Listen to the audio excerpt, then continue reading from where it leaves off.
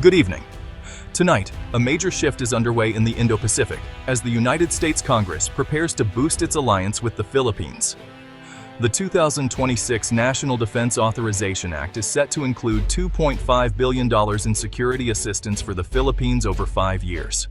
This marks one of the largest military aid packages for Manila in decades, aimed at modernizing its armed forces and strengthening its maritime defenses.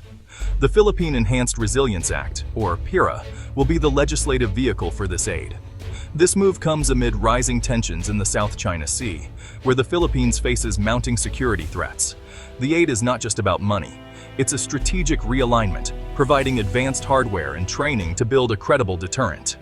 The $500 million annual commitment signals Washington's resolve to support a stable, secure Philippines. This initiative is a clear message to the region: U.S. alliances remain strong and adaptable. By empowering the Philippines, the U.S. is investing in integrated deterrence, helping partners take a bigger role in regional security. The move is closely watched across Southeast Asia, seen as a pivotal moment that could reshape the region's strategic balance. It's a direct response to repeated challenges to Philippine sovereignty in its own waters. The U.S. is moving beyond joint exercises and statements, delivering real capabilities. This partnership is about ensuring the Philippines can defend its territory and contribute to Indo-Pacific stability. The implications extend far beyond Manila, reinforcing the U.S. commitment to its allies. We'll continue to track this evolving story. The urgency behind this aid is rooted in the escalating tensions of the South China Sea. The Philippines, with its vast coastline, faces aggressive actions from Chinese vessels, targeting Coast Guard, Navy, and even civilian boats. The Second Thomas Shoal, guarded by Filipino Marines on the BRP Sierra Madre, has become a flashpoint. Resupply missions are routinely harassed by Chinese ships using water cannons and dangerous maneuvers. Filipino fishermen are driven from traditional grounds like Scarborough Shoal, threatening livelihoods and food security. These aren't isolated incidents. They're part of a broader campaign to assert control over waters ruled as Philippine territory by an international tribunal. China's tactics include lasers to blind crews and swarms of maritime militia operating in the gray zone between peace and conflict. The result: daily pressure on the Philippines, undermining sovereignty and stability. This sustained campaign has made the need for credible defense urgent. Manila's call for U.S. support is a direct response to this relentless coercion. The stakes are high and the region is watching.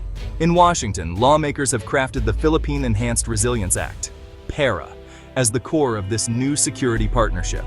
PERA will deliver $2.5 billion over 5 years, embedded in the annual defense bill to ensure consistent, multi-year support.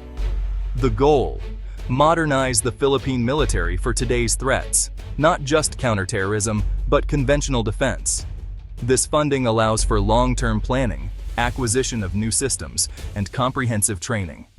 PERA sets clear benchmarks, focusing on credible deterrence tailored to the Philippines' maritime geography. It's a shift from ad hoc aid to a structured, strategic investment. By embedding PERA in the NDAA, Congress ensures high-level oversight and bipartisan backing. The act signals that U.S.-Philippines security ties are a matter of national consensus, not partisan debate. It's both a practical tool for modernization and a powerful symbol of American resolve. The alliance is evolving to meet new realities. PERA is the blueprint for a stronger, more resilient partnership. The $2.5 billion isn't for general spending. It's targeted at transforming Philippine defense. Top priority: maritime domain awareness, with new radars, drones, and undersea sensors to monitor the nation's vast waters. Coastal defense is next, funding anti-ship missiles and mobile artillery to deter hostile vessels. These systems create a layered defense, making the Philippines a harder target. Advanced air and long-range defense systems, like modern fighters and surface-to-air missiles, are also on the list. The aim: control the skies, extend reach, and challenge any adversary's air superiority. Together, these investments create a robust, multi-layered defense for the 21st century. The focus is clear, credible deterrence and real capability. At the heart of modernization are advanced U.S. weapon systems. The Philippines is seeking transformative platforms, not just incremental upgrades. High on the list, the HIMARS rocket system. Mobile, precise, and able to strike land and sea targets from afar. Even more ambitious is the pursuit of Tomahawk cruise missiles, offering long-range, precision strike capability deep into contested areas. These systems would fundamentally shift the regional balance, giving Manila a powerful deterrent. Beyond hardware, interoperability with U.S. forces is key. Joint operations become seamless with shared platforms. Acquiring these technologies signals unprecedented trust and commitment from Washington. The alliance becomes more credible, and the Philippines cements its role as a premier U.S. security partner. This is about shaping strategic calculations in the region. The message: the Philippines is no longer a soft target.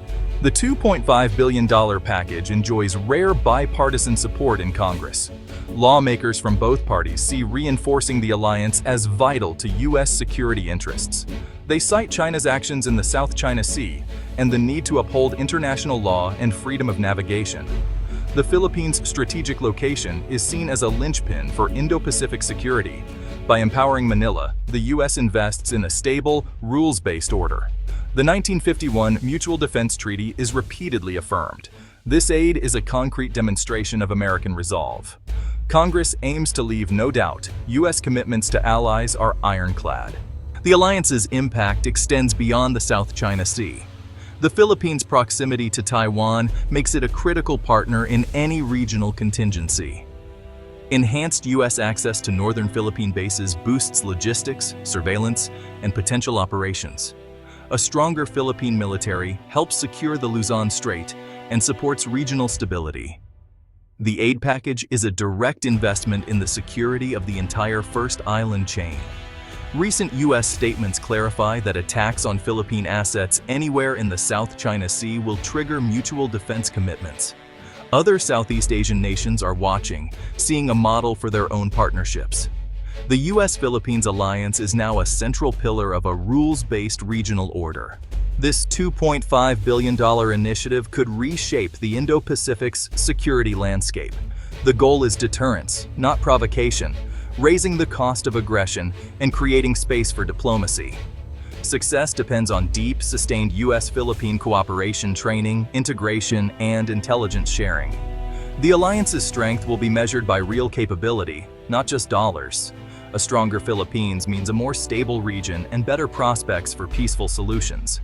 The Defense Bill and PERA are forward-looking, building a resilient network of alliances.